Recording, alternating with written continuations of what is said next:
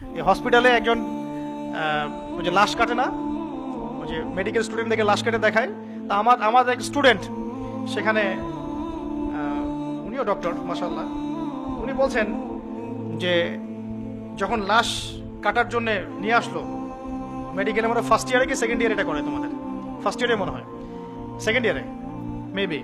তো এই লাশটা ছিল একটা মেয়ের লাশ, আর যারা উপর থেকে দেখছে, এটা তো কাটা অনেকেই দেখে, স্টুডেন্ট তো অনেক, সবাই তার কাছে আসতে পারে না, অনেকে দূর থেকে দেখতেছে।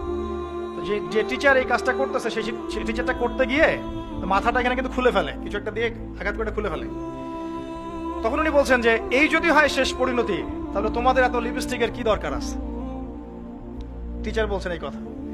আমার স্টুডেন্ট এখন বলছেন যে ওই দিন এই কথাটা আমার মাথায় এমনভাবে ক্যাচ করেছে যে তারপর থেকে সে তার জীবনটা পরিবর্তন করেছে, পর্দায় আসা শুরু করেছে।